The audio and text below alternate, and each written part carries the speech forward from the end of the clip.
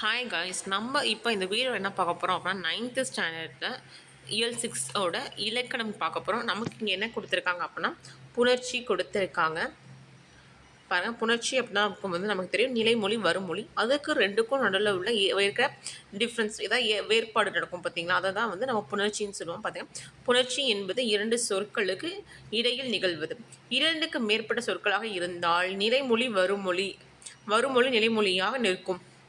எனவே இரண்டு மொழிகளுக்கும் இடையே நிகழ்வதுதான் புணர்ச்சின்னு சொல்கிறாங்க. ஒரு சொல்லோடு ஒன்றோடு இன்னொரு சொல்லோ இணைவதால் இவ்வாறு இணையும் போது ஒலி நிலையில் மாற்றங்கள் நிகழ்வது மாற்றம் இல்லாமல் சேர்வதும் உண்டு.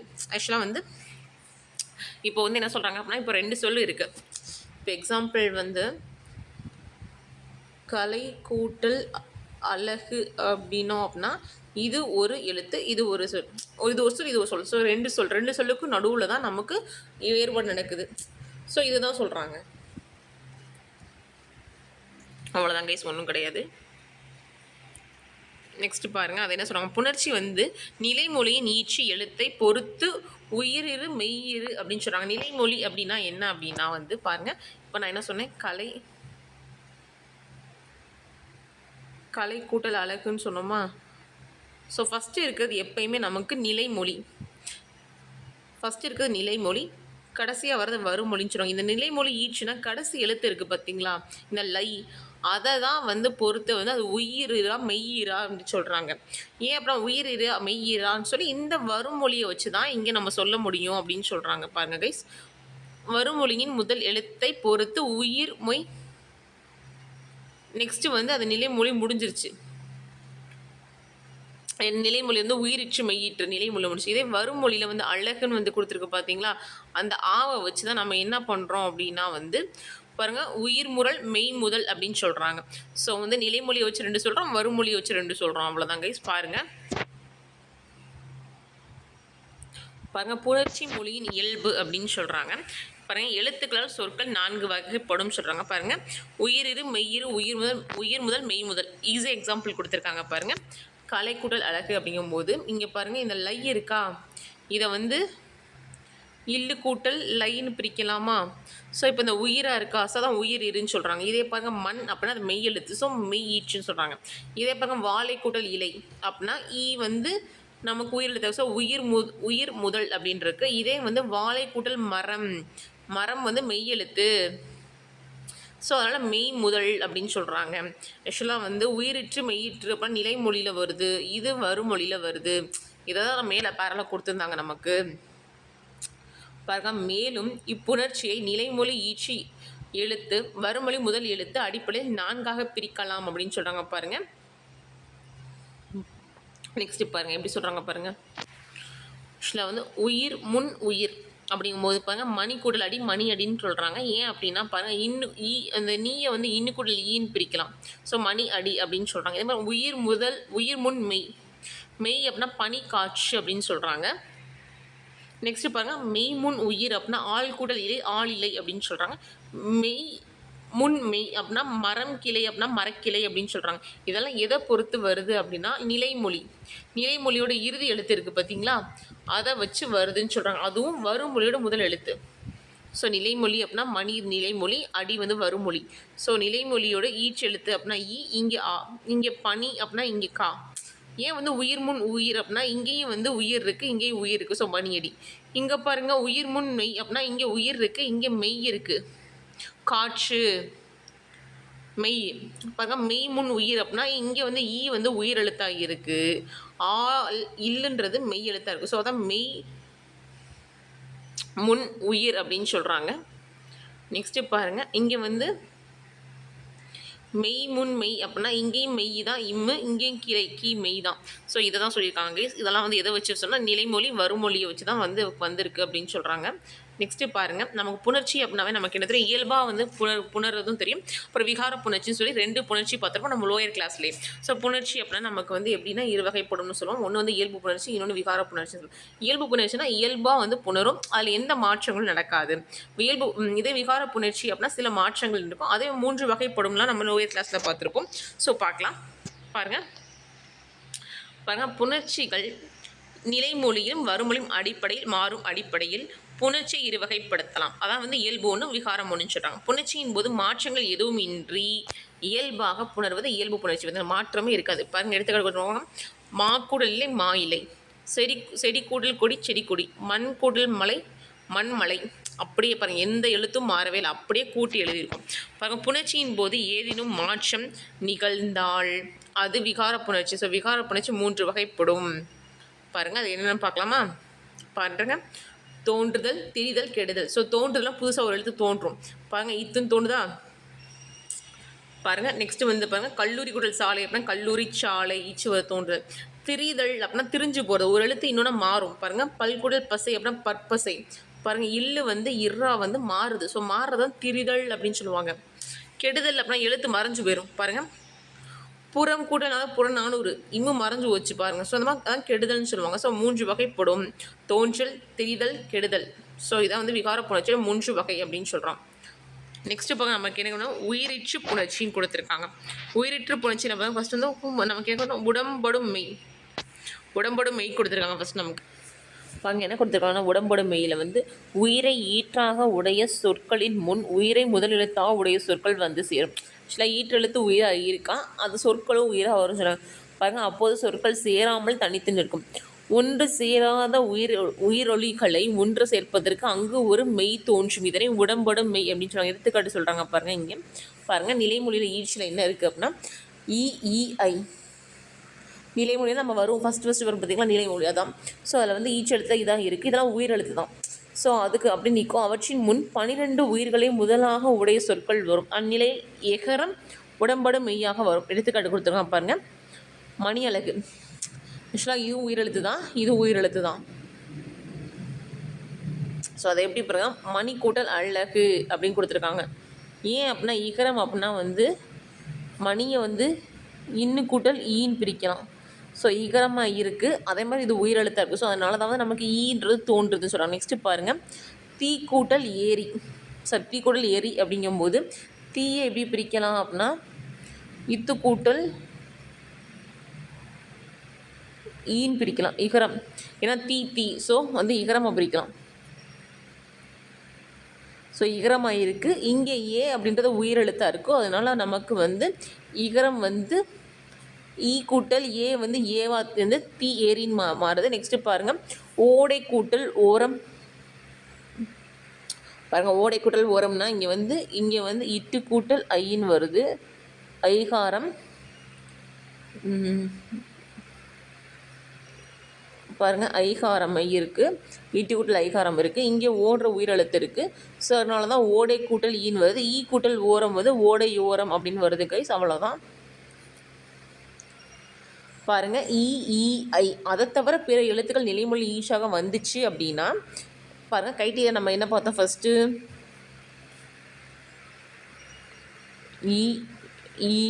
ஐ அதை வச்சு பார்த்தோம். இப்போ அதை தவிர இருந்துச்சுன்னா எப்படி இருக்குன்னு பார்க்க போகிறோம். அவ்வளோதான். பாருங்கள் ஐ பிற உயிரெழுத்துக்கள் நிலைமொழி ஈச்சாக வரும்போது அவற்றின் வருமொழியில் 12 உயிரெழுத்துக்கள் வந்து புணரும் வகரமை வரும். பார்த்தீங்களா? ஸோ ஈக்கு பதிலாக என்ன வருது? இவ்வு வருது. வகரமை அப்படின்னா இவ்வு வருது. பாருங்கள் பல கூட்டல் உயிர்னா பல்லுயிர் அப்படின்னு வருது. ஏன் அப்படின்னா பாருங்கள் இங்கே லா வருது, இங்கே உயிரெழுத்து தான் வருது. ஆனால் இங்கே வந்து இல்லு கூட்டல் ஆ அப்படின்னு பிரிப்போம் லாவை. அது மாதிரி பா அப்படின்னு பா இனம் அப்படிங்கும்போது இப்போ கூட்டல் ஆ நெடில் ஆ. ஸோ இந்த மாதிரி போது இவ்வு வந்துப்பாங்க. இவ்வு கூட்டல் ஊ அப்படிங்கும் ஊ வந்துடும். இவ்வு கூட்டல் ஈ வந்து வி வந்துடுது. ஸோ இந்த மாதிரி வரும் அப்படின்னு சொல்கிறாங்க.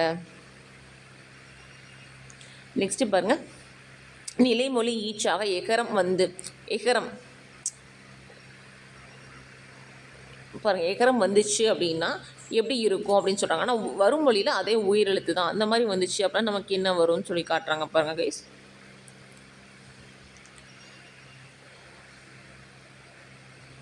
அந்த மாதிரி வந்துச்சுன்னா நமக்கு என்ன இருக்கும் அப்படின்னா ஒன்று இவ்வும் வரும், இல்லாட்டி ஈயும் வரும். இந்த மாதிரி ரெண்டில் எது வேணாலும் வரும் சொல்லியிருக்காங்க பாருங்கள். சே கூட்டல் அடி அப்படின்னா இவ்வு வருது, செவ்வடின்னு வருது, ஈக்கு வருது, இவ்வும் வருது, சேவடி செவ்வடி அது ரெண்டுமே வருது. நெக்ஸ்ட்டு பாருங்கள் தே கூட்டல் ஆரம் அப்படின்னா தேவாரம் இவ்வு. பாருங்க, இவனே கூட்டல் அவன் அப்படின்னா இவனே எவன். பாருங்க, இங்கே ஈ வருது, இங்கே இவு வருது. ஸோ ஏன் அப்படின்னா தேவை வந்து இத்து கூட்டல் ஏன்னு பிரிப்பாங்க தேவை. அதே மாதிரி இவனேனா இன்னு கூட்டல் ஏன்னு பிரிப்போம். ஸோ இந்த மாதிரி எகரம் வந்துச்சு அப்படின்னா நமக்கு இவ்வு வரும், ஈயும் வரும். ஆக்சுவலாக பாருங்கள், நம்ம மூணு தான் பார்த்தோம். என்ன அப்படின்னா ஃபஸ்ட்டு வந்து ஐ வந்துச்சு அப்படின்னா நம்ம பார்த்தோம். இதை தவிர மித்தெல்லாம் வந்துச்சுன்னா இவ்வு வரும்னு பார்த்தோம். ஆனால் ஏ மட்டும் வந்துச்சுன்னா ரெண்டுமே வரும்னு பார்த்துருக்கோம். அவ்வளோதான் கைஸ், அது மட்டும் தான் இங்கே கொடுத்துருக்காங்க. பாருங்கள், ஒரு பத்தியில் கொடுத்துருக்காங்க பாருங்கள், நன் அப்போ நன்னூல். ஸோ நன்னு பாருங்கள், ஐ வழி எவ்வவும் ஏனை உயிர் வழி வவ்வவும் ஏமுனின் விருமையும் உயிர்வரின் உடம்படும் மெய் என ராகும் அப்படின்னு சொல்லி நன்னூல் சொல்லியிருக்காங்க. நான் ஜஸ்ட் இது பார்த்துக்கோங்க கைஸ். ஆனால் மொத்தமே மூணு கான்செப்ட் தான். எதுக்கு வருது, இவ் எதுக்கு வருது, இவ்வு எதுக்கு வருதுன்னு தெரிஞ்சால் போதும். நெக்ஸ்ட்டு வந்து நம்ம என்ன பார்க்க போகிறோம்னா குற்றியல் லுகர புணர்ச்சி பார்க்க போகிறோம். நெக்ஸ்ட்டு நம்ம என்ன பார்க்க போகிறோம் அப்படின்னா குற்றியல் லுகர புணர்ச்சி பார்க்க போகிறோம். பாருங்கள், வட்டுக்கூட்டல் ஆட்டினான் அப்படின்னா வட்டுன்றது வந்து இட்டுக்கூட்டல் ஊன்னு பிரிப்போம். ஸோ அந்த உகரம் கெட்டோம் அப்படின்னா வட்டு கூட்டலாம் அப்படின்னா வட்டாடினான் அப்படின்னு வருது. நிலைமொழியிலாக வரும் குற்றியல் உகரத்தின் முன் உயிரெழுத்துக்கள் வந்தால் நிலைமொழியில் உள்ள உகரம் கெடும். வறுமொழியில் உள்ள உயிரெழுத்து நின்று மெய்யாக பார்த்தீங்கன்னா சொல்கிறாங்க அந்த உகரம் கெடுதுன்றாங்க. பாருங்கள், அந்த மாதிரி உகரம் கேட்டு கடைசியில் அது வந்து மாறுது அப்படின்னு சொல்கிறாங்க. பாருங்கள், குற்றியல் லுகரத்தை போலவே சில முற்றிய லுகங்களுக்கும் இவ்விரு விதிகளும் பொருந்தும். ஆக்சுவலாக குற்றியல் லுகரம் ஓகே, முற்றிய லுகரம் அப்படின்னா எதுவுமே கெடாமல் முழுமையாக ஒழிக்கும். ஆனால் அதுக்குமே இது வந்து பொருந்துன்னு சொல்கிறாங்க. பாருங்கள், உறவு கூட்டல் அழகுன்னு போட்டிருக்காங்க. அங்கே உறவு கூட்டல் அழகுன்னு போட்டுட்டு பாருங்கள், அது வந்து இவ்வு கூட்டல் ஊன் பிரிப்பாங்க அந்த உறவை. ஸோ உறவு கூட்டல் அழகு அப்படின்னா உறவு அழகு அப்படின்னு சொல்லி வந்திருக்கு. பாருங்கள், ஆக்சுவலாக வந்து இயல்பு விகாரம்னு கொடுத்துருக்காங்க. ஏன் அப்படின்னா இயல்புனா இயல்பாக வர்றது. விகாரம் அப்படின்னா இங்கே பாருங்கள் தோன்றல் ஈக்கு வந்திருக்கு. கற்சிலை மாறு வந்திருக்கு. ஸோ திரிதல் கபில பரணர் அப்படின்னா வந்து கெட்டு போயிருக்கு. ஸோ கெடுதல். நெக்ஸ்ட்டு பாருங்கள், உடம்போட மெய் கொடுத்துருக்காங்க. பாருங்கள், வந்து இவ்வு ஏன் வந்திருக்கு அப்படின்னா இங்கே பாருங்கள், இங்கே வந்து இகரமில் இருக்குது, இது உயிரெழுத்து. ஸோ வந்து இவ்வு ஏன் வந்திருக்கு அப்படின்னா வந்து இது வந்து இரு கூட்டல்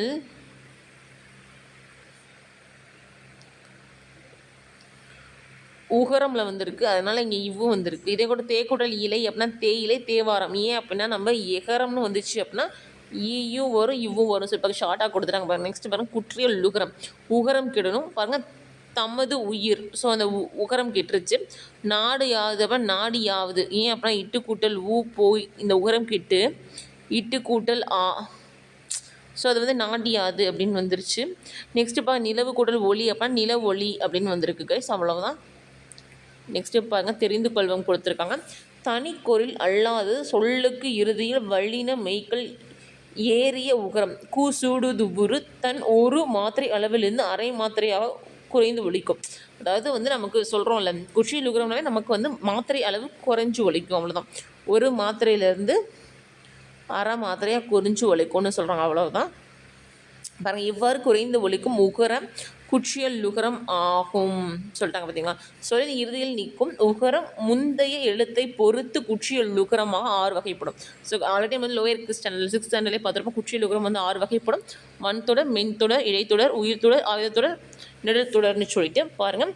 வன்தொடர் அப்படின்னா நாக்கும் வகுப்பும் கொடுத்துருக்காங்க. ஏன் அப்படின்னா வல்லினம் வந்திருக்கும். க ச ட தபரல. நெக்ஸ்ட்டு பாருங்கள், நெஞ்சு இரும்பு அப்படின்னா மெல்லினம். மெயின் தொடர் அப்படின்னா மெல்லினம் சொல்லுவாங்க தெரியுமா, அது வந்திருக்கு. இடம் நம்மன்னு சொல்லுவாங்க. மார்பு அமிழ்து அப்படின்னா இடையினம், இறல வரலன்னு சொல்லுவாங்கள்ல. ஸோ அதுதான் வந்து இடைத்தொடர் குற்றியலுகரம்னு சொல்லுவாங்க. நெக்ஸ்ட்டு வந்து உயிர்த்தொடர் குற்றியலம்னா உயிரெழுத்து வந்திருக்கு. ஸோ முதுகு வரலாறு அப்படின்னு சொல்லிட்டு. நெக்ஸ்ட் வந்து எஃகு அதுனா பாருங்கள் ஆயுத எழுத்து வந்திருக்கு, அதுதான் ஆயுதத்தொடர்.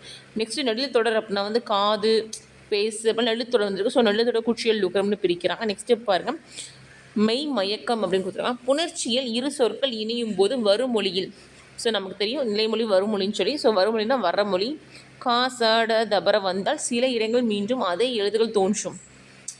ஸோ இதை வள்ளி மிகுதல் அப்படின்னு சொல்லுவாங்க. இது போன்றே சில இடங்களில் மெல்லினம் மிகுந்தால், குறிப்பாக ஞான நமன 4 எழுத்துக்கள் இவ்வாறு மிகும். ஸோ பாருங்கள், கசட தபர அப்படியே வரும்னு சொல்கிறாங்க. அதே மாதிரி என்னென்ன நமன அதில் வந்து 4 எழுத்து மட்டும் வரும்னு சொல்கிறாங்க. பாருங்கள், ஃபஸ்ட் என்ன சொல்கிறாங்க வந்து எகர ஈற்று சொற்கள் முன் மெல்லினம் மிகும். பாருங்கள் ஏகரம் அப்படின்னா மெய், மயக்கம் அப்படின்னா இம் அப்படியே வருது, மெய் ஞானம் அப்படியே வருது, மெய் நன்றி அப்படின்னா இந்த அப்படியே வருது, மேலே சொன்ன வருது பார்த்தீங்களா. நெக்ஸ்ட்டு பாருங்கள், நெக்ஸ்ட்டு பாருங்கள் வேற்று நிலை மெய் மயக்கத்தின் ஏறல வரல முன்னர் மல்லினம் பாருங்களா.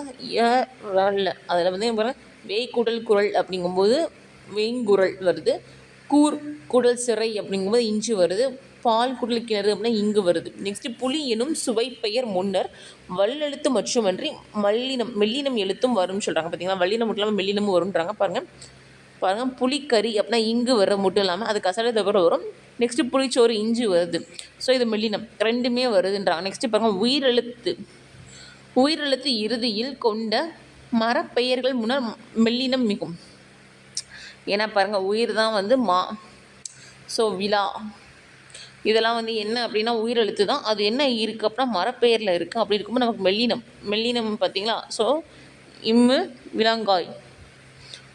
நெக்ஸ்ட்டு பூ என்னும் பெயர் முன்னர் வல்லினத்தோடு மெல்லினம் வகும். பார்த்துட்டாங்க பூ அப்படின்றதுல வந்து வல்லினம் மெல்லினம் வருது பாருங்கள். இங்கே வந்து பூங்கொடி இங்கு வருது, இதில் இஞ்சி வருது, இதில் இந்து வருது. ஸோ இந்த மாதிரி வந்து நமக்கு வல்லினமும் வரும் மெல்லினம் வரும். ஏன்னா காசட தபர வல்லினம், மெல்லினம்னு பார்த்தோம் அப்படின்னா என்ன நம்மன்னு சொல்லுவாங்க. ஸோ அதான் சொல்கிறாங்க. நெக்ஸ்ட்டு பாருங்கள் நமக்கு பொறுத்துக்க கொடுத்துருக்காங்க. இந்த பொறுத்துக்க நமக்கு ரொம்ப ரொம்ப இம்பார்ட்டன்ட். ஏன் அப்படின்னா நமக்கு குரூப் 2 கொஷினை கேட்டிருக்காங்க. பார்க்கலாம். ஃபஸ்ட்டு பாருங்கள் இயல் கொடுத்துருக்காங்க. இயல் அப்புறம் புதிது ஆணி வரம் கொடுத்துருக்காங்க. இயல் என்ன வரும் அப்படின்னு பார்த்தீங்க அப்படின்னா உயிர் முதல் மெய்யிரு வரும். உயிர் முதல் மெய்யிரில் வரும். ஏன் அப்படின்னா இல் இருக்கவங்க மெய் எழுத்து, ஸோ மெய்யிரு. புதிது அப்படின்னு பார்த்தீங்க அப்படின்னா இத்து கூட்டல் ஊ அப்படின்னு பிரிப்பாங்க. ஸோ வந்து அதை நம்ம என்ன பண்ணுவோம் அப்படின்னா மெய் முதல் உயிரி அப்படின்னு வரும். நெக்ஸ்ட்டு ஆணி அப்படின்னு நீங்கள் பார்த்தீங்க அப்படின்னா உயிர் முதல் உயிரிரு அப்படின்னு வரும். உயிர் முதல் உயிரிரு, ஏன்னா இன்னு கூட்டல் இ அப்படின்றது வரும்.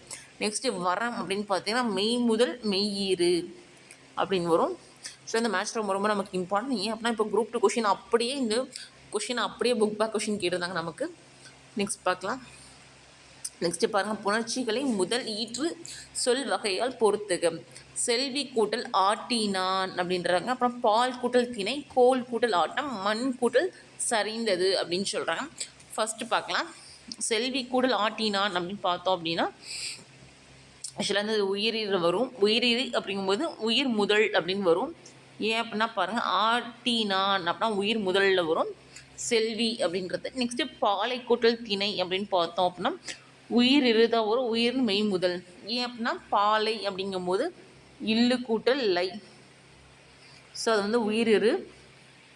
திணை அப்படிங்கும்போது நமக்கு மெய், ஸோ மெய் முதல் அப்படின்னு சொல்கிறோம். நெக்ஸ்ட்டு வந்து பாருங்கள் கோல் கூட்டல் ஆட்டம் அப்படின்னு பார்த்தோம் அப்படின்னா அந்த மெய் எழுத்து, ஸோ மெய்யிரு. ஆட்டம் அப்படின்னா உயிர் முதல்ல வந்துடும். நெக்ஸ்ட்டு மண்குள்ளே சரிந்தது அப்படின்னா இங்கே மெய் எழுத்து, இது மெய் எழுத்து. ஸோ மெய்யிரு கூட்டல் மெய் முதல் அப்படின்னு வரும். நெக்ஸ்ட்டு பார்க்கலாம். சேர்த்தல் கொடுத்துருக்காங்க. தமிழ் பேச்சு அப்படின்னா அப்படியே தான் ஒரு இயல்பாகவே வரும், எந்த எழுத்து வராது. அதே தமிழ் கூட்டல் பேச்சு அப்படின்னு வரும்போது இங்கே இப்புன்ற எழுத்து வரும். கை கூடல் கல் அப்படின்னா கைகள் எதுவுமே வராது. பூ கூடல் கல் அப்படின்னா இங்கே இக்கு வரும், பூக்கள் அப்படின்னு. நெக்ஸ்ட்டு பாருங்கள் பொருத்தமான உடம்படும் மெய்யுடன் இணைக்க. பூக்குடல் இனம் அப்படின்னா நமக்கு பூவினம் அப்படின்னு வரும். இவ்வு வரும்.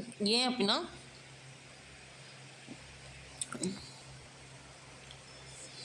ஏங்க இவ்வு வருது அப்படின்னா உகரமில் வருது. நம்ம பார்த்தோம் இ அதில் வந்தால் மட்டும்தான் இவ்வு வரும் அப்படின்னு பார்த்தோம். ஸோ அதனால் இங்கே இவ்வு வருது, சரி ஈ வரும்னு பார்த்தோம். நெக்ஸ்ட்டு பாருங்கள் பிளாக் உடம்பு.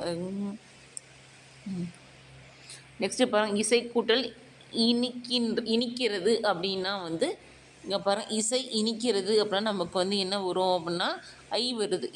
இச்சு கூட்டல் ஐ, ஸோ நமக்கு இங்கே இவ்வு வரும், சாரி ஈ வரும், இங்கே இவ்வு இப்படி சொல்லுவாங்க. நெக்ஸ்ட்டு வந்து திருக்கூட்டல் அருட்ப அப்படின்னா திருவட்ப, ஸோ வாதான் வரும்.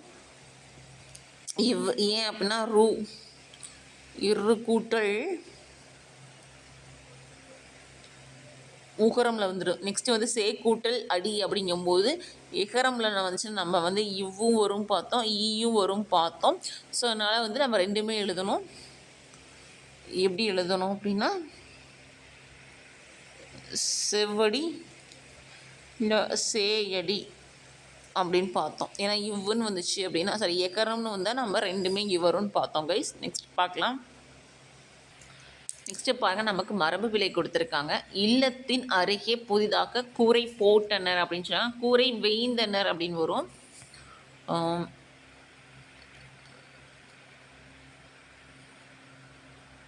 வேய்ந்தனர் அப்படின்னு வரும். நெக்ஸ்ட் வந்து கயல் பானை செய்ய கற்று கொண்டாள் அப்படிங்கும்போது பாருங்கள், பானை செய்ய கற்றுக்கொண்டாள்னு வராது, செய்ய அப்படின்றதுக்கு பதிலாக வந்து வனைய அப்படின்னு வரும்.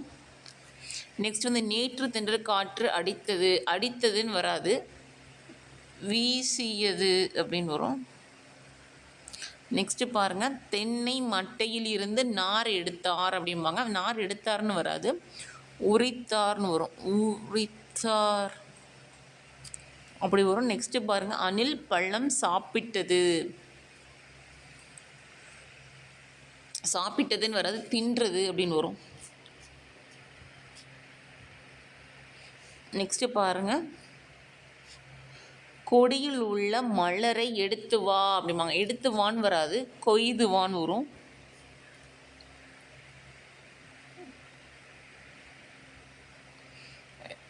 இதை வந்து என்ன சொல்லுவாங்கன்னா மரபு பிழை அப்படின்னு சொல்லுவாங்க. நமக்கு மேக்ஸிமம் வந்து மரபு பிழைந்து 1 or 2 கொஷின்ஸ் வரும் கைஸ். நம்ம அதுவும் நம்ம நல்லா பார்த்துக்கிறோம். நெக்ஸ்ட் பார்க்க நமக்கு கலை சொற்கள் கொடுத்துருக்காங்க. குடைவரை கோவில் அப்படின்னா கேவ் பெயிண்ட், கேவ் டெம்பிள்னு சொல்லுவாங்க. நெக்ஸ்ட்டு கருவுள்ளம் அப்படின்னா ட்ரெஷரின்னு சொல்லுவாங்க. மதிப்புற முனைவர் அப்படின்னா ஹானரி டாக்டரேட், அதாவது நம்ம பிஹெச்டி படிக்கிறோம்ல டாக்டரேட் பட்டம், அதான் சொல்கிறாங்க. மெல்லிசை அப்படின்னா மெலோடி, அதாவது மெல்லிசை பாடல்கள் இனிசை பாடல்கள் சொன்னாங்க மெலோடி. அப்புறம் ஆவண குறும்படம் அப்படின்னா டாக்குமெண்ட், ஷார்ட் ஃபிலிம் அப்படின்னு சொல்லுவாங்க. புணர்ச்சி அப்படின்னா காம்பினேஷன், ஏன் அப்படின்னா 2 எழுத்துக்கள் சேர்ந்து நமக்கு வருது, ஸோ அதான் புரட்சி அப்படின்னா காம்பினேஷன். நட்பு காலம் அப்படின்னா கவிஞர் அறிவுமதி, ஏன்னா இப்போ நட்பு, ஸோ நட்புனை வந்து நம்ம அறிவாக வச்சுக்கணும், ஸோ கவிஞர் அறிவுமதி. திருக்குறள் கதைகள் அப்படின்னா கிருபானந்த வாரியர் அப்படின்னு சொல்லுவாங்க. நெக்ஸ்ட்டு வந்து கையா உலகமே ஓர் உயிர் அப்படின்னா வந்து ஜேம்ஸ் லவ்லாக் அப்படின்றது. தமிழில் வந்து சுரேஷ் அவர்கள் வந்து தமிழாக்கம் பண்ணியிருக்காங்க. பாருங்க, கையா உலகே அப்படிம்பாங்க, ஒரு உயிர் அப்படின்னா ஜேம்ஸ் பாண்டு ஞாபகம் வச்சுக்கோங்க. ஏன் அப்படின்னா உலகமே ஒரு கையில் வந்து ஒரு உயிர் இருக்குது அப்படின்னு சொல்கிறாங்க, அது லாக் போட்டு பூட்டி வச்சுக்கிறாங்க, அந்த மாதிரி நீங்கள் ஞாபகம் வச்சுக்கோங்க. நெக்ஸ்ட்டு பாருங்கள், நமக்கு இங்கே திருக்குறள் கொடுத்துருக்காங்க. நமக்கு திருக்குறள் தெரியும், திருவள்ளுவர் அவர்கள் தான் எழுதுனது. பாருங்கள் திருக்குறள் என்ன கொடுத்துருக்காங்க பாருங்கள். ஃபஸ்ட்டு வந்து புல்லறி வான்மை கொடுத்துருக்காங்க. ஏவனும் செய்கலான் தான் தேரானன் அவ்வுயிர் போலவும் அள்ளவும் ஓர் நோய் அப்படின்னு கொடுத்துருக்காங்க. பாருங்கள், சொல்லாலும் செயலாலும் தானாகவும் செய்யாமல் இருப்பினும் உயிர் சாகும் வரை உள்ள உயிர் அப்படின்னு கொடுத்துருக்காங்க. என்ன சொல்கிறாங்க அப்படின்னா, ஆக்சுவலாக வந்து சில பேர் வந்து சொன்னால் செய்வாங்க, சில பேர் தானாகவே செய்வாங்க, சில பேர் என்ன சொன்னாலுமே செய்யவே மாட்டாங்க. ஸோ அந்த மாதிரி இருக்கிறது தான் வந்து ஒரு நோய் அப்படின்னு சொல்கிறாங்க. நெக்ஸ்ட்டு பாருங்கள், காணாதான் காட்டுவான் தான் காணானன் காணாதன் கண்டதானம் தான் கண்டவாறு அப்படின்னு சொல்கிறாங்க. ஸோ பாருங்கள், அறிவில்லாதவனுக்கு அறிவுரை சொல்கிறவன் அறிவில்லாதவாக மாறிவிடுகிறான். அறிவில்லாதவன் அவனுக்கு தெரிந்த அறிவுடையராக தோன்றுவான் அப்படின்னு சொல்கிறாங்க. ஆக்சுவலாக என்ன சொல்கிறாங்க அப்படின்னா, நம்ம ஒருத்தவங்களுக்கு வந்து அட்வைஸ் சொல்கிறோம் அப்படின்னா நம்ம வந்து என்ன தகுதி அறிஞ்சு சொல்லணும். அவங்க சொன்னால் நம்ம கேட்பாங்களா கேட்க மாட்டாங்களா அப்படின்ற மாதிரி சொல்லணும். அதுதான் ஃபஸ்ட்டு சொல்லியிருக்காங்க. இல்லை அப்படின்னா நம்மளும் அந்த மாதிரி ஆயிடுவோம் அப்படின்னு சொல்கிறாங்க. ஏன் அப்படின்னா கண்டிப்பாக யாருக்குமே வந்து அறிவில்லாமல் இருக்காது, அவங்களுக்குன்னு ஒரு இது இருக்கும். ஸோ அதை சொல்கிறாங்க. அந்த மாதிரி இருக்கும்போது அவங்களுக்குன்னு தெரிஞ்ச அளவை வச்சு அவங்க ஒரு காரியம் செய்வாங்க. ஏன் அப்படின்னா ஒரு விஷயத்தை நம்ம செய்கிறோம் அப்படின்னா எல்லோரும் ஒரே மாதிரி செய்ய மாட்டாங்க. ஒவ்வொருத்தவங்க ஒரு நாள் 10 நாள் செய்வாங்க, ஒரு நாள் 12 நாள் செய்வாங்க, ஒரு நாள் 8 நாள் செய்வாங்க. ஒருத்தர் வந்து காலைல செய்வாங்க, ஒருத்தர் நைட்டு செய்வாங்க. ஸோ அந்த மாதிரி இப்போ நீ இதுதான் செய்யணும், அப்படி தான் செய்யணும், இப்படி செஞ்சு தான் அப்படி வரும், நம்ம அப்படி சொல்ல முடியாது. அதுதான் அவங்க சொல்கிறாங்க. நெக்ஸ்ட்டு பாருங்கள், இகழ் அப்படிங்கும்போது இன்பத்துள் இன்பம் பயக்கும் இகழ்வெல்லாம் துன்பத்துள் துன்ப கெடின் அப்படின்னு கொடுத்துருக்காங்க. பாருங்கள், துன்பத்தில் மனக்கசப்பு என்னும் மோசமான துன்பம் மறைந்தால் இன்பத்தில் சிறந்த இன்பம் பெறலாம்.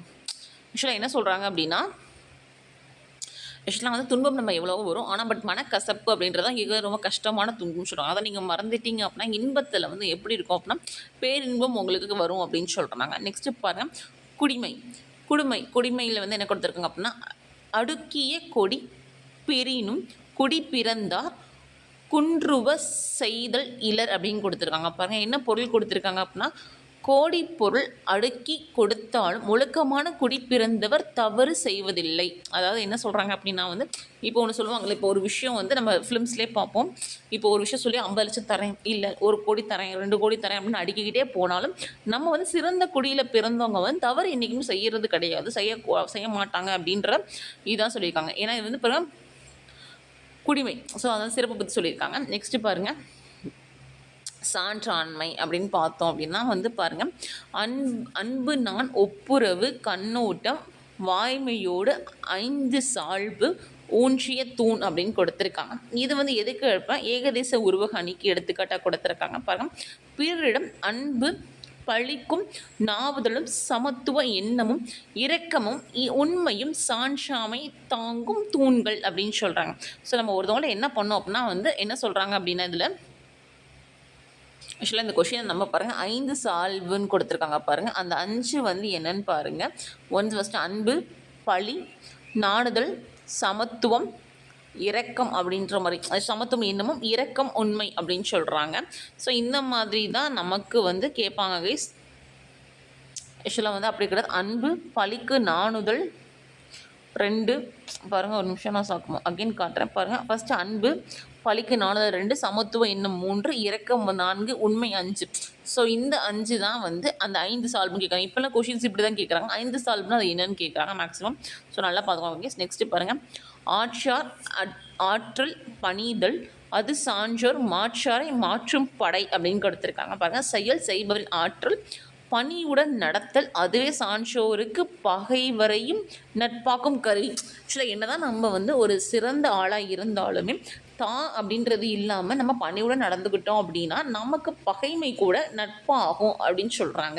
இப்போ சில பேர் வந்து ரொம்ப வெல்வெஸ்டாக இருப்பாங்க. அப்படி இருக்கும்போது சில பேர் வந்து நான் கரெக்டாக பண்ணுறேன், ஸோ நான் தான் அப்படின்னு இருப்பாங்க. ஸோ அப்படி இருக்கும்போது நிறைய பேருக்கு வந்து இரிட்டேட் ஆகும். ஸோ அந்த மாதிரி இல்லாமல் நீங்கள் இருந்தீங்க அப்படின்னா உங்களுக்கு பகைமையே இல்லாமல் அந்த பகைவராக இருந்தாலும் சரி அவங்க இவ்வளோ பொலைட்டாக இருக்காங்களே அப்படின்னு சொல்லி நட்பாக மாறிடும் அப்படின்னு சொல்கிறாங்க. நெக்ஸ்ட்டு பாருங்கள் ஊழி பெரியனும் தாம் பேரார் சான்றாண்மைக்கு ஆளி எனப்படுவார் அப்படின்னு கொடுத்துருக்காங்க. பாருங்கள் ஊழி காலம் வந்தாலும் சான்றாண்மை என்னும் கடலுக்கு கரை போன்றவர் நற்பண்புகள் இருந்து மாற மாட்டார் அப்படின்னு சொல்கிறாங்க. இது வந்து ஏகதேச உருவகணி இல்லை என்ன சொல்லியிருக்காங்க அப்படின்னா ஆக்சுவலாக எவ்வளோ கஷ்ட நிலைமை வந்தாலும் எவ்வளோ பெரிய நிலைமை வந்தாலும் சான்றாண்மை அப்படின்றது வந்து ஏன்னா ஒழுக்க நன்னெறியிலேருந்து நற்பண்புகளிலிருந்து சான்றோர்கள் மாற மாட்டாங்க அப்படின்னு சொல்லியிருப்பாங்க. நெக்ஸ்ட்டு பாருங்கள் நமக்கு நானுடைமை அப்படின்னு கொடுத்துருக்காங்க. பாருங்கள் பிறர் நாணத்தக்கத்து தான் நானான் ஆயினும் அறம் நாணத்தக்கது உடையத்து அப்படின்னு கொடுத்துருக்காங்க. பாருங்கள் பிறர் வெக்கப்படும் பழிக்கு காரணமாக இருந்தும் தான் வெக்கப்படவில்லை என்றால் அறம் வெக்கப்பட்டு அவனை விற்று விலகி போகும். ஆக்சுவலாக இப்போ நம்ம ஒரு இழிவான செயல் பண்ணிட்டோம் அப்படின்னா ஜஸ்ட் நம்ம அதை அக்செப்ட் பண்ணிட்டு நம்ம வந்து அடுத்து செய்யக்கூடாது. பட் அதை வந்து அக்செப்ட் பண்ணாமல் அதை பற்றி அப்படியே நினைக்காம இருந்தோம் அப்படின்னா அறமே நம்மக்கிட்ட வெக்கப்பட்டு அதை ஓடி போயிடும் அப்படின்ற மாதிரி சொல்லியிருக்காங்க. நெக்ஸ்ட்டு பாருங்கள் உளவு. ஆக்சுவலாக இந்த திருக்குறள் ரொம்ப ரொம்ப இம்பார்ட்டன்ட் கைஸ். பிவைக்கில் 2 தடவை கேட்டிருக்காங்க, யூனிட் 8 ஒரு தடவையும் தமிழில் ஒரு தடவை கேட்டிருக்காங்க. பாருங்கள் சுழன்றும் ஏற்ப பின்னது உலகம் அதனால் சுழன்றதும் உழவே தலை அப்படின்னு சொல்லியிருக்காங்க. பல தொழில்களால் இயங்குவதாலும் உலகம் ஏருக்கு பின்னாலே போகும் அதனால் வருந்தி உழைத்ததாலும் உழவு தொழிலை சிறந்தது. ஆக்சுவலாக என்ன சொல்கிறாங்க எவ்வளோ தொழில் செஞ்சாலும் நீங்கள் வந்து உலகத்தில் முதல் தொழில் வந்து என்ன அப்படின்னா உழவு அப்படின்னு சொல்லியிருக்காங்க. அது யார் சொன்னாங்க? திருவள்ளுவர் அவர்கள் சொல்லியிருக்காங்க. நெக்ஸ்ட்டு பாருங்கள் உழுவார் உலகத்தாருக்கு ஆணி அத்தாற்றது எழுவாரை எல்லாம் பொறுத்தது அப்படின்னு கொடுத்துருக்காங்க. பாருங்க மற்ற தொழில் செய்பவரை உழுபவரை தாங்கி நிற்பதால் அவரே உலகத்தை அச்சாணி போல் இப்போ கூட கொஸ்டின் கேட்கலாம். ஸோ உலகத்தின் அச்சாணி போல் இருப்பவர் யார் அப்படின்னா உழவர் தான். ஏன் அப்படின்னா எல்லா தொழிலையும் தாங்கி நிற்கிறது அவங்க தான். ஸோ அப்படிங்கும்போது அவங்க தான் அச்சாணியாக யூஸ் பண்ணி கருதுறாங்க. ஸோ இது ஏகதேச உருவகணி அப்படின்னு சொல்கிறாங்க. நெக்ஸ்ட்டு பாருங்கள் புக் பேக் கொடுத்துறோம்.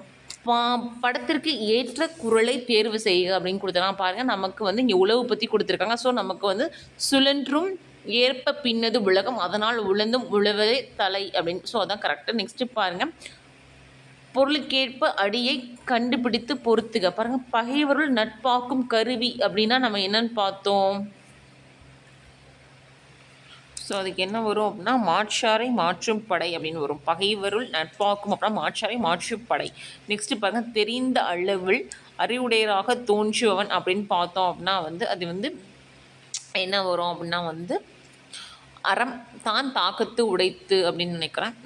தெரிந்த உலகத்து ஆக்சுவலாக கண்டது. ஏன் அப்படின்னா கண்டதாம் தான் நினச்சோம். ஏன் அப்படின்னா அறம் ஞானத்து அப்படிங்கும்போது நம்ம என்ன சொன்னோம், வெக்கப்பட்டு நம்ம ஒரு செயல் செஞ்சு நம்ம தப்பு செஞ்சுட்டோம்னு நினைக்காட்டி நம்மக்கிட்ட அறம் வெக்கப்பட்டு ஓடிடணும் பார்த்தோம். ஸோ அறம் ஞானத்து தக்கது உடையத்து அப்படின்னா அறம் வைக்கப்படும் வந்துடும். தெளிந்த அறிவு அப்படிங்கும்போது என்ன சொல்லியிருப்பாங்க, ஏன் கண்டதாம் தான் கண்டவாறு அப்படின்னா என்ன சொல்கிறாங்கன்னா அவங்களுக்கு தெரிஞ்ச வச்சு அவங்க செய்வாங்க அப்படின்னு சொல்லியிருப்பாங்க. ஸோ இதுக்கு இதுதான் இதுக்கு 3. ஸோ ஃபஸ்ட்டு ஒனுக்கு அறம் மற்றாரை பகைவர் தெரிந்த அளவு அப்படின்னா கண்டதாம் அறம் வைக்கப்பட்டா அறம் ஞானம் அப்படின்னு வந்துடும். நெக்ஸ்ட்டு பாருங்கள், 5 சால்புகளிலும் 2 அப்படின்னு கொடுத்துருக்காங்க. 5 சால்புகள் 2 அப்படின்னா நம்ம 5 சால்பு பார்த்தோம் பார்த்தீங்களா. என்னென்னா பிறரிடம் அன்பு, பழிக்கு நாணுதல், அப்புறம் இரக்ககுணம், உண்மை அப்படின்னு பார்த்தோம்ல அதில் 2 அப்படின்னு கொடுத்துருக்காங்க. ஸோ நாணம் இருக்கா, ஸோ நாணம் இருக்குது. ஸோ நாணமும் இணக்கமும் அப்படின்னு சொல்லி பார்க்கலாம். நெக்ஸ்ட் பாருங்க, கோயிட்ட இடங்களில் விடைக்கண்ட. ஸோ அனைவிடம் இரக்கம் என்பது டேஷ் பொருள் அப்படின்னா ஒப்புரவு நெறி. அது இங்கே எப்படி கண்டுபிடிக்கிறது, ஒப்புரவு நெறி அப்படின்னா ஒப்புரவு நெறி அப்படின்னு சொல்லுவாங்க. நெக்ஸ்ட் உலகத்திற்கு அச்சாணி போன்றவர் என்ன அப்படின்னா உழவர். ஸோ உழவர் ஃபர்ஸ்ட் ஒன் ஒப்புரவு அப்படின்னு சொல்லலாம். நெக்ஸ்ட்டு பாருங்கள், தான் நாணன் ஆயினும் டேஷ் நாணகத்து அப்படின்னு பார்த்தோம் அப்படின்னா அறம். ஏன்னா நம்ம பண்ணல அப்படின்னா அறம் நம்மளை விட்டு ஓடி போயிடும் அப்படின்னு சொன்னாங்க. நெக்ஸ்ட்டு பாருங்கள், ஆழி என்பதன் பொருள் அப்படிங்கும்போது கடல். ஆழினா கடல். நம்ம 6th ஸ்டாண்டர்ட்லேயே பார்த்துருப்போம். நெக்ஸ்ட்டு பாருங்கள், மாற்றாரை மாற்றும் அப்படின்னு பார்த்தோம் அப்படின்னா படை. மாற்றாரை மாற்றும் அப்படின்னா படை. நெக்ஸ்ட்டு பாருங்கள், ஒழுக்கமான குடியில் பிறந்தால் டேஷ் செய்வதில்லை அப்படின்னா எப்போவுமே தவறு செய்ய மாட்டாங்க அப்படின்னு பார்த்தோம். நெக்ஸ்ட்டு அடுக்கிய கோடி பிரிப்பினும் குடம் பிறந்தால் டேஷ் இகழவார் அப்படின்னு சொல்லி கொடுத்துருக்காங்க. ஆக்சுவலாக அது என்ன அப்படின்னா